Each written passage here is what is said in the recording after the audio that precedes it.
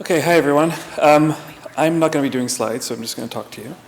My name's Kamran. I have actually had a relationship with INASP dating back to, I think, 2003 or 2004, when I was working in Pakistan for the Higher Education Commission and was asked by the then Minister for Science and Technology to see if we could deliver access to journals for universities in the country. And I did a little bit of research. I'd never really worked in this space before, found INASP, and 9 months later, I think we launched access to about 20,000 journals to over 100 universities in the country. And that kind of was my initial foray into the scholarly publishing world. And now, 13 years later, I'm working on strategy for a publisher. I work for Annual Reviews in Palo Alto. I'm also doing my PhD at Stanford, working on open access issues, and I'll kind of talk a little bit about that in a moment. But so speaking from Annual Review's perspective, we're a nonprofit, and Annual Reviews itself emerged out of the science community as a service to the scientific community. And so our board has always been very interested in promoting dissemination. We try and keep our prices for our customers in the United States and in Western Europe as low and as stable as we can. And we have been delivering free access through different access initiatives for well over a decade now.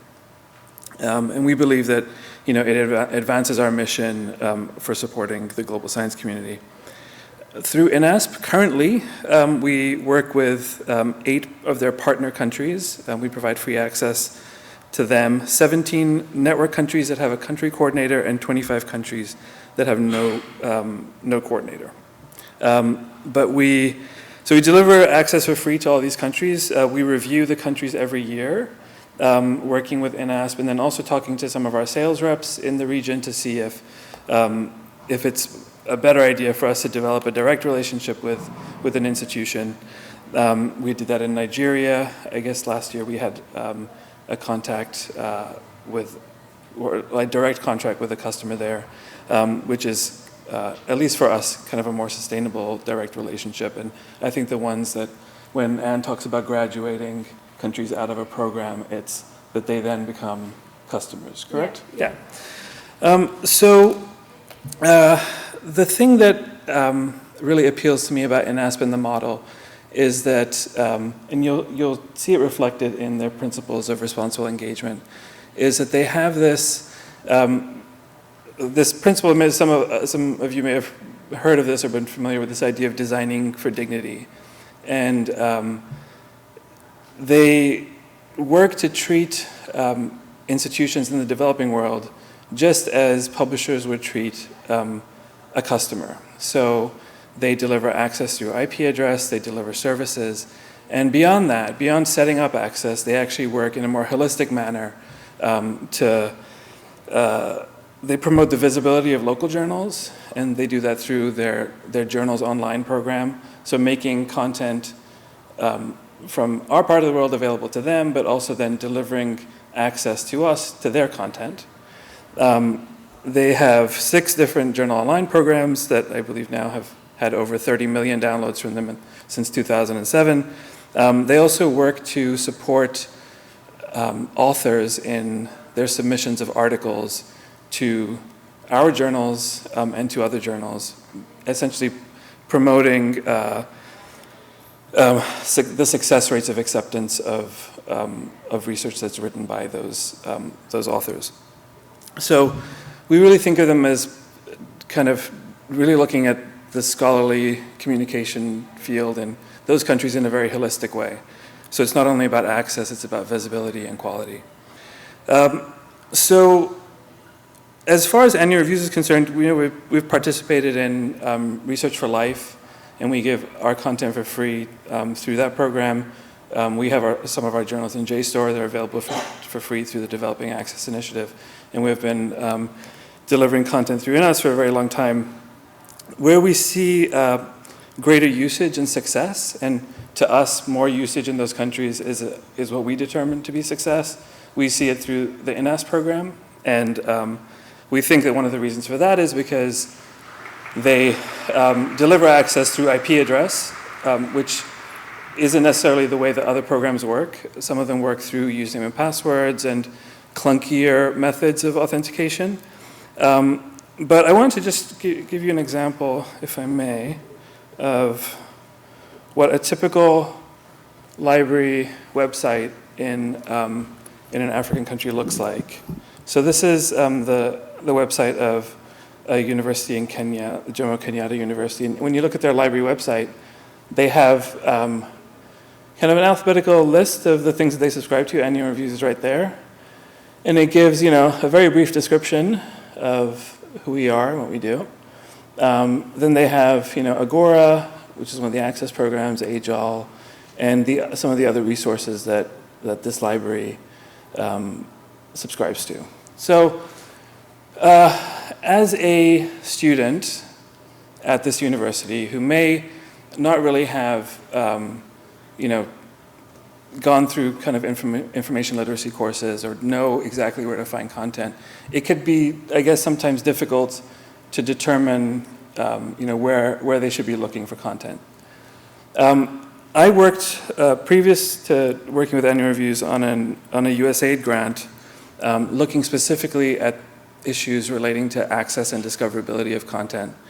And what we did in that program was to develop a separate discovery portal, which indexed only the content that was available to those institutions through all the different access programs, so that there was a layer on top of the library that people could search and find full text links and download directly from there, rather than having to go to separate websites. If they chose to go into Agora, for example, they'd have to have the username and password for Agora.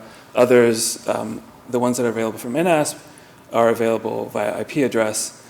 So we tried to make the system more seamless by giving them this, what we thought would be a really great discovery tool. What we found that, although it was a good idea in theory, in practice it didn't really work so well. And the reason for that was that, just like everywhere else in the world, researchers are using Google.